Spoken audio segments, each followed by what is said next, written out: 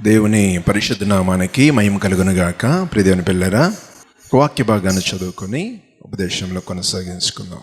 కీర్తనల గ్రంథం 37వ అధ్యాయం 11వ లేఖన భాగాన్ని చదువుకుందాం. దీనులు భూమిని స్వతంత్రించుకుందరు, బహుక్షేమకం కలిగి సుఖించెదరు. దీనులు అంటే సాధు గుణం కలిగిన వాళ్ళు, అంటే ఓర్పు కలిగిన వారు, ఇంకా అన్నగారిపోయిన వారు. వీరి పట్ల దేవుని ఉద్దేశం ఏముంది? వారి భూమిని స్వతంత్రించుకుందరు. 2, క్షేమము కలిగి సుఖించెదరు. ఎక్కడా? ఉన్నత స్థలముల మీద. స్తోత్రం చెప్పండి దేవుని గట్టిగా. ఇంతటి క్షేమకరమైన పరిస్థితి కావాలంటే దీనత్వం ఉండాలి.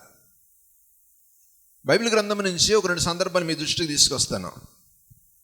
మీరు ఎక్కడున్నారో అర్థమైపోద్ది నాతో సహా. మొట్టమొదటిగా నన్ను తాకి నన్ను కడిగి ఆ బతుకు నాకుంటే మీ దగ్గర దాకా వస్తుంది.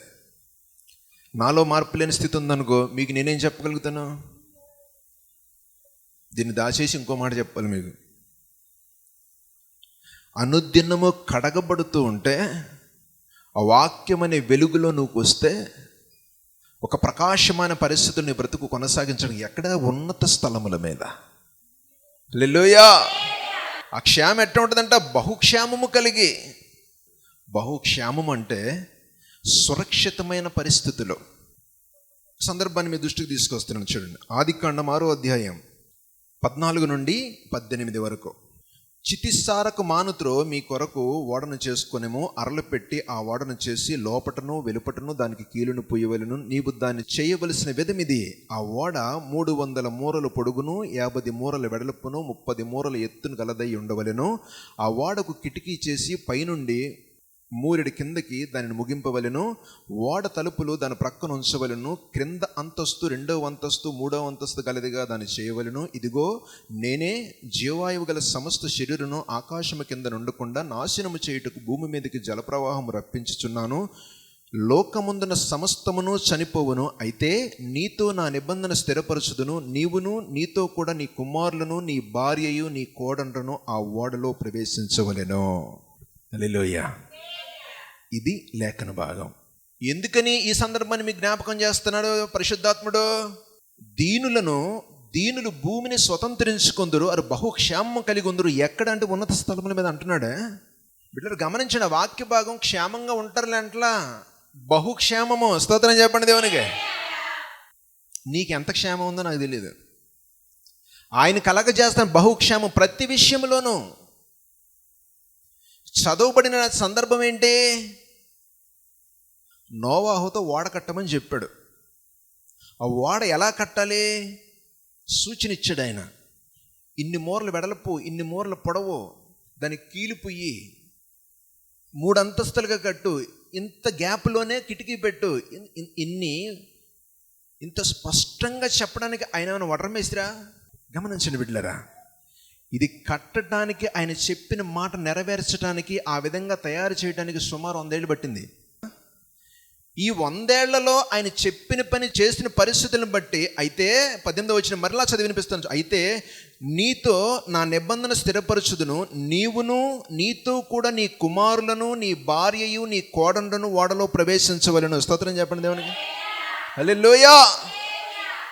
బిడ్డలారా, ఇక్కడ పిల్లలు ఉన్నారు, కొడుకులు ఉన్నారు, కోడండ్రు ఉన్నారు, తన భార్య నోవాహు భార్య ఉంది. ఇంతమంది సమిష్టిగా మీరు ఓడలోకి ప్రవేశించడం చెప్తున్నాడు యేసయ్య. ఎప్పుడు? అది తయారు చేయబడిన తర్వాత. ఈ విధంగా చెప్పాడు చేయమని. ఇది ఎప్పుడు కలుగుతుంది? మనం ఏమైనా కట్టగలుగుతామా? మనం చేయగలుగుతామా? ఇది మన వల్ల అయ్యే పనేనా? ఎవడో సహకరించేటది ఊరు మొత్తం కూడాను. ఎందుకు ఇంత చేయమన్నాడని ఆయన ఎదురు ప్రశ్నించారా? ఇంట్లో ఏమైనా అవాంతరాలు వచ్చినాయా? దానికి ధనం కావాలా వద్దా? ఊరిని అవుతుందా? ఆయన చెప్పేశాడు, మొదలెట్టేశాడు. ఎక్కడా? పోనీ కాళ్ళలో కడుతున్నాడా? ఇంటి దగ్గర, ఊళ్ళోనే. వచ్చే పోయే అన్నవాడికి అందరికీ జనప్రణయం వస్తుందంట, నాశనం మనం తరుముతుందంట. ఇక ఉండొద్దు, యేసుబాబు నమ్మండి, ఈ వాడ మన కోసమే అని సువార్త ప్రకటిస్తున్నాడు. స్తోత్రం చెప్పండి దేవునికి. బిడ్డలారా, ఎంత వ్యతిరేకత వచ్చి ఉంటుంది ఊరు మొత్తం మీద. ఒక్కడెల్లా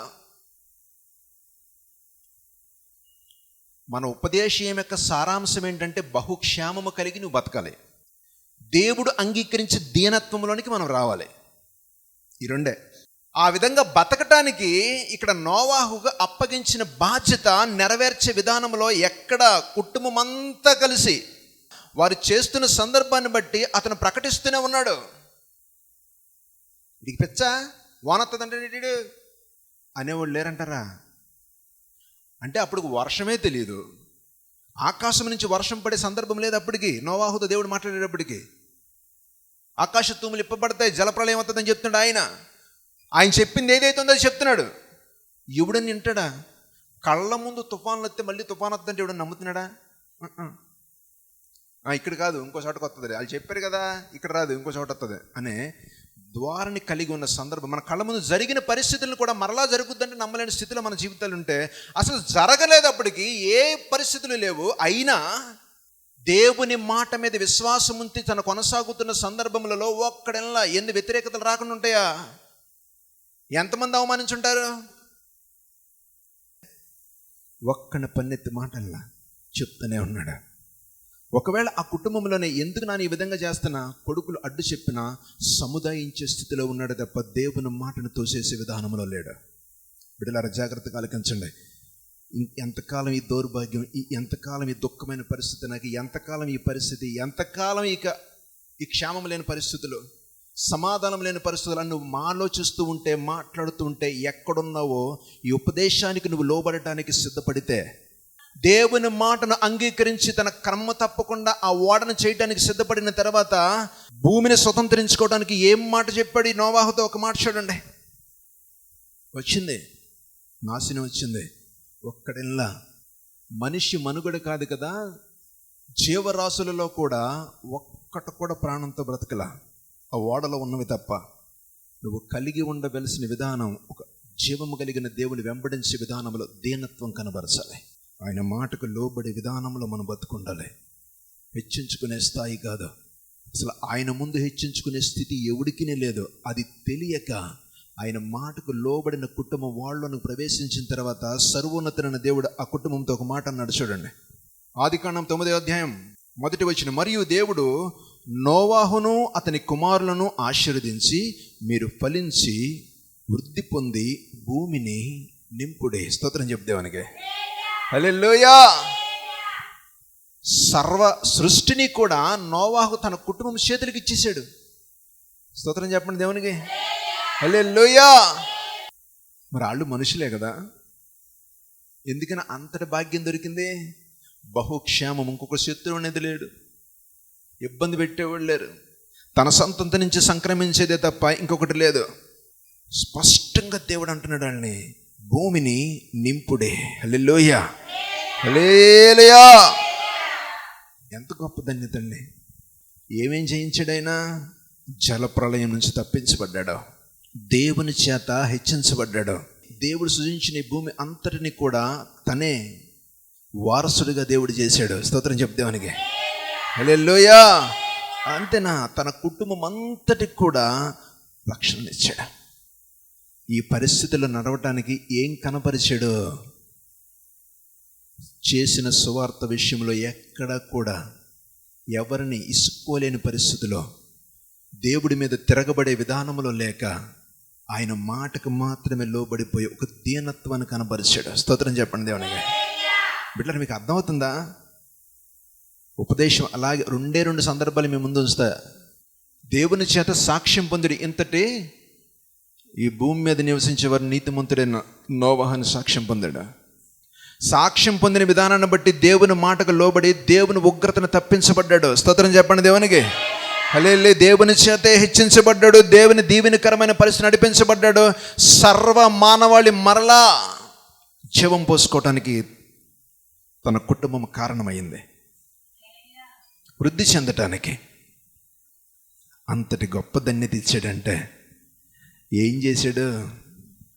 ఇట్లా ఉండాలి అంటే అట్లా చేయడానికి సిద్ధపడ్డాడు, తగ్గించుకున్నాడు. ఇది జరుగుతుందా? ఇది దేవుని మాటేనా? ఆయన నాతో మాట్లాడా? ఇది నాకు భ్రమ అనే ఆలోచన లేడు. బిడ్డలారా గమనించండి, దీనులు భూమిని స్వతంత్రించుకుందరు అనే మాట ఆయన స్వతంత్రించుకున్నాడు కాబట్టే స్తోత్రం చెప్తామనిగా. హల్లెలూయా. అంతటి పరిస్థితులు నోవా కలగజేసిన నా తండ్రి, నీకున్న కొద్దిపాటి క్షేమము లేని పరిస్థితుల నుంచి బహుక్షేమము కలిగే వృద్ధిలోనికి దేవుడు నడిపించలేడా? అంతటి జలప్రాణం నుంచి తప్పింపడటానికి నోవాహుకు ఏది కారణమైంది? ఆయన మాటలో ఉన్నాడు అంతే. స్తోత్రం చెప్పరా దేవునికి. ఇంకొక సందర్భాన్ని మీ దృష్టికి తీసుకొస్తాను బిడ్డలారా. ఆదికాండం 24:63. సాయంకాలం ఇస్సాకు పొలములో ధ్యానింప బయలు వెళ్ళి కన్నులెత్తి చూసినప్పుడు ఒంటెలు వచ్చుచుండెను. రిబ్కా కన్నులెత్తి ఇస్సాకును చూసి ఒంటి మీద నుండి దిగి, మనల్ని ఎదుర్కొనుటకు పొలములో నడుస్తున్న ఆ మనుష్యుడు ఎవరని దాసుని అడగగా, ఇతడు నా యజమానుడిని చెప్పిన గనుక ఆమె ముసుగు వేసుకొనెను. స్తోత్రం చెప్పండి దేవునికి. ఈ సందర్భాన్ని ఎందుకు జ్ఞాపకం చేస్తున్నానంటే, మీకు సాయంకాల సమయమున ఇస్సాకు ఏం చేస్తున్నాడు? ధ్యానింప మొదలు పెట్టకంటే ప్రార్థన చేయడానికి సిద్ధపడుతున్నాడు. స్తోత్రం చెప్పండి దేవునికి. ఆ రాత్రి ఇస్సాకు పెళ్ళి. ఎప్పుడు ప్రార్థనలో గడుపుతున్నాడు? సాయంకాలం. స్తోత్రం చెప్పండి దేవుని గట్టిగా. హల్లెలూయా. అంతటి మహోత్సవం కలిగిన వ్యక్తి ఇప్పుడు ఏదన్నా ఇబ్బందికరమైన పరిస్థితిలో ప్రార్థన గడుపుతున్నాడా? డబ్బులు లేకో, లేకపోతే ఆర్థిక పరిస్థితి కొరవడిపోయో, ఏది లేకో ఆ పరిస్థితులను గడుపుతున్నాడా? తండ్రి సహవాసం లేక గడుపుతున్నాడా? సంపద లేక గడుపుతున్నాడా? సర్వశక్తివంతుడైన దేవునికి ఏర్పరుచిన తరుణంలో క్రమము తప్పక సాయంకాలం ధ్యానింపు మొదలుపెట్టి ప్రార్థన చేసే విధానంలో వధువు వస్తూ ఉండగా ఈయన ప్రార్థన ముగించుకున్న తర్వాత పెళ్లి జరిగింది. ఈ సందర్భాన్ని ఎందుకు జ్ఞాపకం చేస్తానంటే, నీ ఆత్మీయ స్థితి ఎక్కడుండాలి? అసలు దీనులుగా ఉండాలంటే తగ్గింపు స్వభావంలో నీ బతుకుండాలా. అసలు ఆయన హెచ్చించే విధానంలో మనం బ్రతికి లేకపోతే ఇప్పుడు మీకు ఇంకా స్పష్టంగా అర్థమవుతుంది. ఆదికాండం 26:19-22 వరకు. మరియు ఇస్సాకు దాసులు ఆ లోయల్లో త్రవ్వగా జలలు గల నీళ్ల బావి దొరికెను. అప్పుడు గెరారు కాపరులు ఇస్సాకు కాపరులతో జగడమాడి, ఈ నీరు మాదే అని చెప్పిరి గనుక వారు తనతో కలిహించినందున అతడు ఆ బావికి ఎసేకు అని పేరు పెట్టును. వారు మరి ఒక బావి త్రవ్వినప్పుడు దాని కొరకు జగడమారిడి గనక దానికి సిత్నా అని పేరు పెట్టును. అతడు అక్కడ నుండి వెళ్ళి మరి ఒక బావి త్రవ్వించెను. దాని విషయమై వారు జగడమాడలేదు గనక అతడు, ఇప్పుడు యెహోవా మనకు ఎడమ కలగజేసి ఉన్నాడు గనుక ఈ దేశమందు అభివృద్ధి పొందుదమని దానికి రహేబోతు అని పేరు పెట్టెను. స్తోత్రం చెప్పండి దేవునికి. ఈ సందర్భాన్ని ఎందుకు దృష్టికి తీసుకొస్తున్నాను? ఇస్సాకే. ఎవరో? ప్రార్థనాపరుడు. స్తోత్రం చెప్పండి దేవుని గట్టిగా. తన పెళ్లి రాత్రికి అనగా కూడా తన ప్రార్థనలో గడిపే స్వభావము కలిగిన వ్యక్తి, అంత దైవికమైన దేవునికి దగ్గరగా ఉన్న వ్యక్తి, దేవుని ప్రార్థించి ఎడారిలో పంటేసి ఇత్తనాలు ఎత్తే 100 అంతలు పంట కోసిన వ్యక్తి, దేవుడే తనతో ఉంటున్నాడని గమనించగలిగిన వ్యక్తి, దేవుని ప్రత్యక్షత తెలిసిన వ్యక్తి, కనుగొన్న వ్యక్తి. బిడలరా, అలాంటి వ్యక్తి అక్కడ ఏం జరుగుతుంది? ఇప్పుడు చదవబడిన లేఖన భాగాలు ఏంటి? కరువు వచ్చింది, ఒక నుయ్యి తవ్వాడు ఒక చోట. అక్కడికి ఆ ప్రాంత వాసులు వచ్చి ఇది మాదే అంటే అక్కడి నుంచి కొంత దూరం వెళ్ళిపోయాడు. కొన్ని వేల పశువులకి ఒక బావి తవ్వాలంటే ఎంత సమయం పడుతుంది? చిన్న విషయమా? వాళ్ళ దగ్గర ఎంతమంది పనులు ఉన్నారు? అందరూ కలిసి ప్రయాసపడి ఆ కరువును తప్పించుకోవడానికి ఒక బావిని తవ్వితే ఆ నీళ్లు పడిన తర్వాత ఇది నాదే, ఇది మా ప్రాంతంలో ఉంది, మాది అని వచ్చేసిన సందర్భాన్ని బట్టి జగడమాడారు. అక్కడ అయ్యా ఇది కాదు మా ప్రయాస, మేము తీసుకున్నామని ఆలోచన చేస్తే గొడవకు వచ్చేసారు. అక్కడి నుంచి కొంచెం దూరం వెళ్ళిపోయి ఇంకొక బావి తవ్వాడు.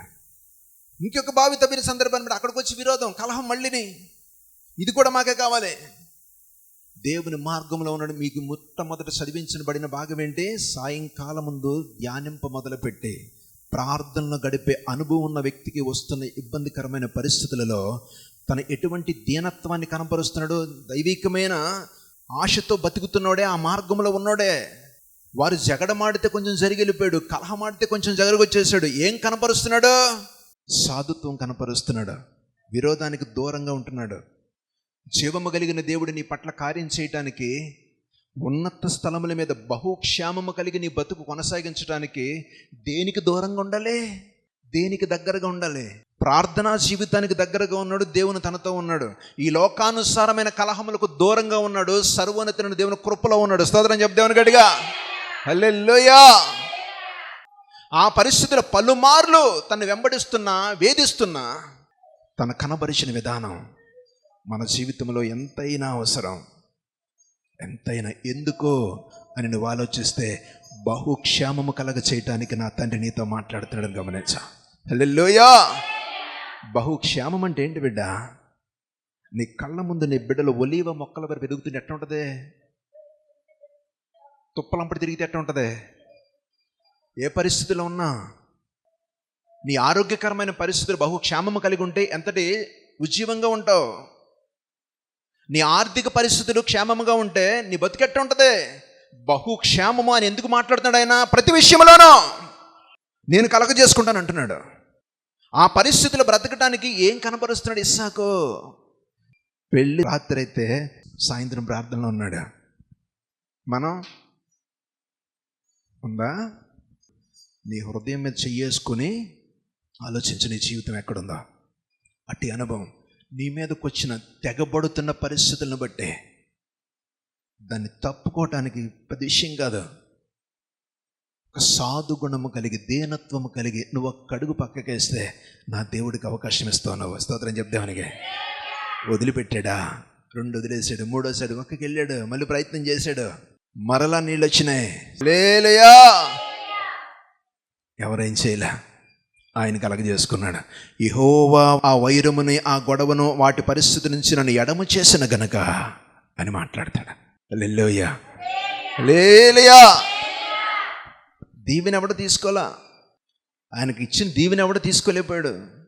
కానీ బహుక్షేమం కలగటానికి మనం ప్రవర్తించవలసిన విధానం ఒక సాధు గుణం కలిగి. హల్లెలూయా. హల్లెలూయా. సరే, ఏం జరిగింది తర్వాత చూడండి ఒక మాట. 24వ వచనం. ఆ రాత్రే యెహోవా అతనికి ప్రత్యక్షమై, నేను నీ తండ్రి అయిన అబ్రహాము దేవుడును, నేను నీకు తోడయున్నాను గనుక భయపడకుము. స్తోత్రం చెప్దామని. హల్లెలూయా. అంత దూరం వచ్చేసిన తర్వాత కూడా జీవము కలిగిన దేవుడు ఎందుకు తనకు ఆ రాత్రే ప్రత్యక్షమయ్యాడు? ఇంకా ఏదో దిగులుంది ఇస్సాకు మనసులో, ఏదో కలవరం ఉంది. ప్రభువా, నేను దాటాను, నాకు ఇక సమృద్ధికరమైన పరిస్థితి ఇచ్చావు, నాకు ఎడమ చేసావు అటువంటి జగడములు కలహములు అన్నీ కూడా అని ఇంకా ఏదో దిగులుంది మనసులో. సర్వోన్నతుడైన దేవుడి యొక్క కలగజేసుకుని ప్రత్యక్షమై, ఇస్సాకు భయపడకు నేనున్నా. స్తోత్రం చెప్పండి దేవునికి. హల్లెలూయా. నేనున్నాను, భయపడుకో. దీనుల పాలిట దయగలవాడు, దిక్కులేని వారిని చెరదీసెటోడు, బాధలో ఉన్నను బలపరచేటోడు, వ్యాధిలో ఉన్నను స్వస్థపరచేటోడు, నిన్ను భరించే బంధమైనాడు, నిన్ను భరించే బంధమైనాడు. హల్లెలూయా. హల్లెలూయా. విడిచిపెట్టడు బిడ్డ. ఏదో కలవరం ఉంది ఇంకా ఇస్సాకులో. వచ్చేసాడు, ఆకాశం విడిచిపెట్టే ప్రత్యక్షమై, ఇస్సాకు భయపడకు. అటువంటి అనుభవంలో నువ్వు ఉండాలి అంటే ఒక సాధు గుణము కలిగి, ఒక దీనత్వములకు నువ్వు రాగలిగితే, తెగబడే విధానంలో నుంచి సర్వోన్నతుడైన దేవుని కృపకు నువ్వు అప్పగించుకోగలిగితే, సర్వశక్తివంతుడి దేవుడు నా పక్షాన ఉంటాడు, వ్యాజ్యమాడేది ఆయన అని నువ్వు ఒక దీనత్వంలోనికి రాగలిగితే ఆయన కలగజేసుకుంటాడా. బావులు తవ్వించే విధానంలో శక్తి లేక కాదు ఇస్సాకు తప్పుకుందే. ఒక రాజే తను చూసి భయపడిపోయాడు. సంధికొత్తాడు రాజు ఇస్సాకుతో, అయ్యో నీకు దేవుడు తోడున్నాడు, మేము చూసాము, మమ్మల్ని క్షమించు, మా దేశం మీదకి ఏం చేయక. ఎవరు? ఒక రాజు. స్తోత్రం చెప్పరే. హల్లెలూయా. ఆ పరిస్థితులు కలిగి ఉండటానికి, అంతటి ఉన్నత స్థితి మీద ఉండటానికి కారణం ఏంటి? కార్యం చేసి దేవుడికి అవకాశం ఇచ్చాడు. బిడ్డ, చాలా జాగ్రత్తగా ఆలోచించి నీ నోరు దేవుని స్తుతిస్తే నీ గుడారం బహుక్షేమంగా ఉంటుంది. బిడ్డను గమనించండి. ఏ పరిస్థితి కూడా మన చేతుల్లో ఉండదో, ఏది కూడా, ఏ పరిస్థితి మన చేతుల్లో ఉంటుందో కానీ ఆయన చేతుల నుంచి దాటిపోదో. నేను ప్రకటిస్తున్న యేసయ్య చేతుల నుంచి దాటిపోదో. ఏది నీలో ఏ పరిస్థితుల్లో ఉన్నా, అనారోగ్యమా, ఆరోగ్యం ఇచ్చేది ఆయన, కుటుంబ క్షేమమా కలగజేసేది ఆయన, నీ ఆర్థిక పరిస్థితి నిన్ను దీవించేది ఆయన. బహుక్షేమము అని మాట్లాడుతున్న నా తండ్రి ఎందులో కూడా నిన్ను కొదువుగా ఉంచడో. కన్ను ఉండాల్సిందే. ఒక సాధు గుణము కలిగి నీ జీవితాన్ని కొనసాగించడానికి సిద్ధపడితే ఇస్సాకు తోడయ్యున్న నా తండ్రి దర్శించి మాట్లాడినాడు. నోవాహుకు తన కుటుంబానికి బహుక్షేమము కలగజేసిన నా దేవుడు ఇప్పుడు నీతో మాట్లాడుతూ గమనించగలిగితే నువ్వు ఎక్కడున్నావో నిన్ను నువ్వు పరిశీలన చేసుకోవటానికి కొన్ని మాటలు మీ దృష్టికి తీసుకొస్తాను. చూడండి, సామెతల గ్రంథం 6వ అధ్యాయం. ఆయనకి ఇష్టం లేనివి కొన్ని చెప్తున్నాడు. 16 నుంచి 19 వరకు అటు వివరణ మీకు మీ దృష్టికి తీసుకొస్తాను. అహంకారం అనేది మనకు ఉండకూడదు. మీకు అర్థమవుతుందా? దీనులకు అహంకారం ఉంటుందా? అహంకారం అంటే ఏంటి? తప్పుడు స్థితిలో మనం ఉన్నా మన తప్పును కప్పిపుచ్చుకుని ఎదటోడి మీద నిందారోపణ చేసేది అహంకారం. దాన్ని తగ్గించుకునే విధానంలో కొన్ని వెళ్ళని పరిస్థితులు, అబద్ధపకరమైన జీవితం. ఏ పరిస్థితుల్లో కూడా దానికి అవకాశం అనేది ఇవ్వకూడదు. అబద్ధకుడికి జనకుడెవడో సాతానే. నేను బహుక్షేమము కలగజేసాను నా తండ్రి. నువ్వు ఉండాల్సిన స్థితి నీ ముందుంచినప్పుడు 2 వ్యక్తులకు తన కుటుంబాలను కలగజేసుకుని దేవుడు క్షేమకరమైన పరిస్థితులు అనుగ్రహించిన నా తండ్రి మనల్ని వదిలేసేవాడా? బిడ్డలు గమనించిన టీవీ చూస్తున్న ప్రతి ఒక్కరు కూడా నువ్వు ఏది కలిగి ఉన్నా అహంకారమా, అబద్ధకరమైన జీవితమా, పొరుగువాడిని ఎంతసేపు ద్వేషించే విధానంలో ఉండటమే, కలహముతో కూడిన జీవితం జీవించటమేనా? బైబిలే ఆ మాటలు చదువుకోండి. ఏ పరిస్థితిలో ఉన్నాం మనం? దుర్యాలోచనలు చేస్తూ, వేరే ఆలోచనలు కలిగి జీవిస్తూ, ఒక వ్యక్తిని నాశనాన్ని వైపు నడిపించడానికి నీ శాయశక్తుల ప్రయత్నం చేస్తూ, నేనేదో మెప్పు పొందుతాను అనే ఆలోచనని బ్రతుకుని ఉండటానికి ఇష్టపడుతున్నావేమో. కలగ చేసుకునే దేవుడు కలగ చేసుకుంటే నీ పక్షాన బహుక్షేమము కలగ చేయడానికి సిద్ధంగా ఉన్నాడు ఆయన. స్తోత్రం చెప్దానికి. హల్లెలూయా. ఏది నా జీవితంలో, నా కుటుంబంలో, నా బిడ్డల పక్షాన కలగట్లేదు నువ్వు అనుకుంటున్నావో నీలో ఉండకూడనివి. నోవాహు చేసిన భక్తి తన కుటుంబం అంతా కలిసి ఓడెక్కారు. ఇస్సాకు తన ప్రార్థనా జీవితాన్ని విడవక సాయంత్రం రాత్రి పెళ్ళైతే సాయంత్రం ప్రార్థనలు ఉంటున్నాడు. కలహం అనేది ఆయన దగ్గరకు వచ్చి కొంత దూరం వెళ్ళిపోతున్నాడు. ఆయనకి దీవెనకరమైన పరిస్థితులు కలగచేయడమే కాక తన గుండెల్లో ఉన్న భయాన్ని చూసి నా తండ్రి నేనున్నా, నిన్ను అవమానం పొందనివ్వను, ఆ పరిస్థితులను నీకు వెళ్ళనివ్వను. ఒక రాజే పశ్చాత్తాపంతో, అయ్యా నీకు తోడై ఉన్నాడు దేవుడు, నన్ను క్షమించు, నా ప్రాంతం మీదకి ఇటువంటి వ్యతిరేకత రానేకో ఆలోచిస్తున్నాడే. ఆ పరిస్థితుల్లో నువ్వు బ్రతకడానికి ఏం కలిగి ఉండాలా? మహోన్నతుడైన నా తండ్రి నీతో మాట్లాడుతున్నాడని గమనించు. ఉన్నత స్థలముల మీద నివసింప చేయడానికి, కొరవడిపై నీ జీవితాన్ని ఫలింప చేయడానికి నీతో ఉండడానికి ఇష్టపడుతున్న నా తండ్రి, ఇవి విడిచిపెట్టి నువ్వు రాగలుగుతావా? బంధుగణంలోనే, అన్నదమ్ముల మధ్యనే గొడవలు పుట్టించే తత్వంతో మన జీవితాలు ఎక్కడన్నా ఉన్నాయా? అది ఆయనకి అసహ్యము అంటున్నాడు. స్తోత్రం చెప్దానికి. అవి నాకు అసహ్యము అన్న నా తండ్రి ఆ దీనత్వంలోనికి రావడానికి ఇవన్నీ నీలో ఉంటే ఇక నటించడమే. అది సర్వశక్తివంతుడైన దేవుని పక్షాన నువ్వు నటిస్తే ఎట్టుంటుంది గమనించు బిడ్డ. ఆ స్థితిలో మనం ఉండకుండా ఒక 2 మాటలు మీ దృష్టికి తీసుకొస్తాను. చూడండి, కీర్తన 25:9. న్యాయ విధులను బట్టి ఆయన దీనులను నడిపించును, తన మార్గమును దీనులకు నేర్పును. స్తోత్రం చెప్దేవానికి. ఇవేమీ లేక న్యాయకరమైన దేవుని నీతిని నెరవేర్చే విధానంలో మన బ్రతుకులు కొనసాగిస్తూ ఉంటే ఆ పరిస్థితులను బట్టి దీనులను నడిపించును, తన మార్గములను దీనులకు నేర్పును. స్తోత్రం చెప్పండి దేవునికి. మీకు అర్థమవుతుందా? ఎటువంటి అసహ్యమైన క్రియలలో మనం లేక న్యాయయుక్తమైన పరిస్థితులు మన బ్రతుకును కొనసాగిస్తూ ఉంటే ఆయన మార్గములు దీనులకు నేర్పును. స్తోత్రం చెప్పు దేవునికి. హల్లెలూయా. అదే కీర్తన 149వ అధ్యాయం 4వ వచనం. ఆయన దీనులను రక్షణతో అలంకరించును. స్తోత్రం చెప్పు. అర్థమైందా?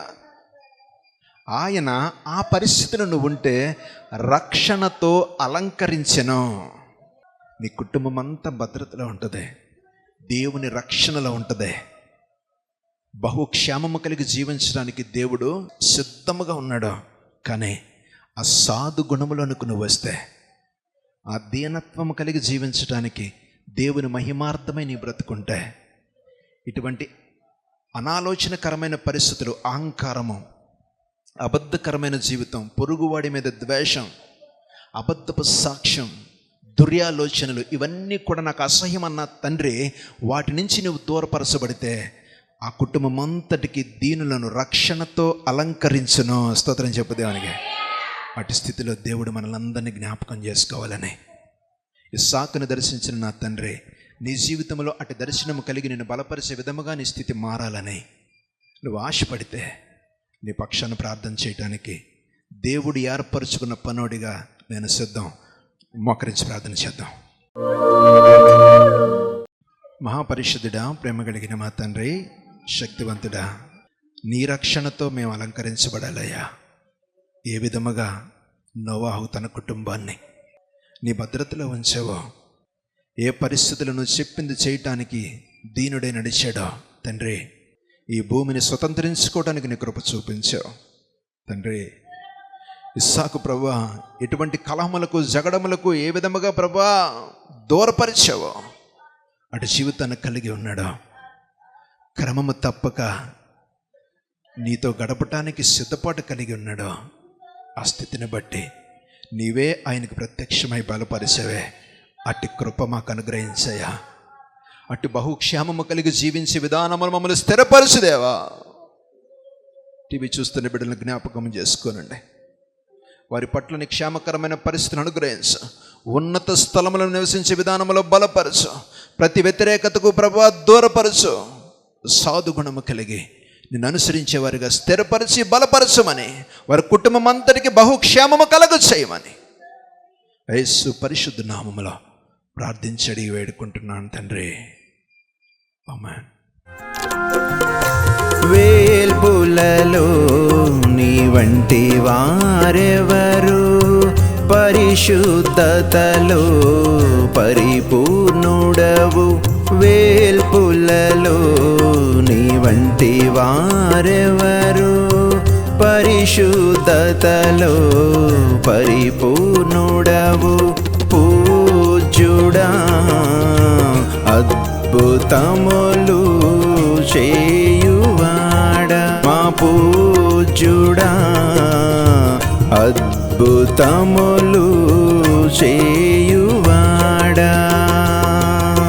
యేసయ్యా ప్రభు, వేల్పులలో నీ వంటి వారెవరు, పరిశుద్ధతలో పరిపూర్ణుడవు.